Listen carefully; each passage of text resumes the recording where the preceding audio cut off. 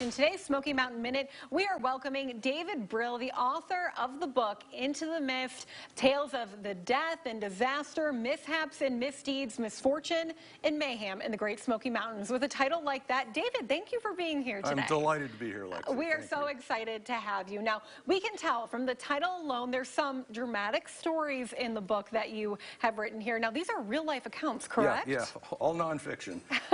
It's a collection of 13 narrative chapters. Some of them deal with true crime, some deal with tragic deaths, but a third of the book deals with heroic rescue on the part of the remarkable ranger staff at the national park, including the blizzard of March of 1993. Anybody who lived in Knoxville then won't forget it. On Friday, it was 71 degrees in Gatlinburg. On Sunday night, it was 10 below zero on Mount Lacan, and 5 feet of snow had fallen in 24 hours. Wow. And there were 159 people stranded in the backcountry. Wow. So over the course of a week, the Park Service, with the help of National Guard, there were helicopters in the air, tracked vehicles.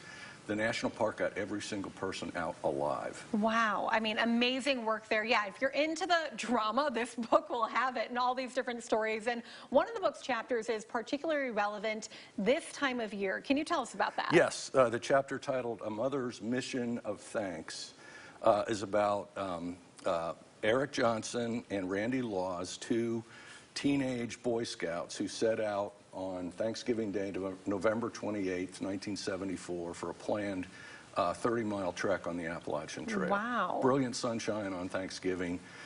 The weather started to deteriorate on Friday. It was by Saturday, they were facing a massive snowfall, and they became ultimately trapped in the Tri-Corner Knob shelter with drifts of snow that were taller than they were. Oh my gosh, wow. So what was a planned 3-day outing turned into a 6-day struggle to survive. On December 3rd, a big U.S. Army Chinook helicopter hoisted them to safety. The following year, 1975, on December 3rd, Juanetta, Eric's mother, showed up at the Park Service headquarters proffering this enormous poinsettia as a way to say thanks to the park. And she continued that tradition for 40-some years until she died at 98 in 2020, and Eric has continued that tradition. Well, and so if you can't tell, there's definitely some eye-opening information in this book. And before we have to go to commercial break, let's hold up the book here and tell people where they can find this. I know it's at the visitor center. It's at all the visitor centers, Great Smoky Mountains Association's website. You can order it there.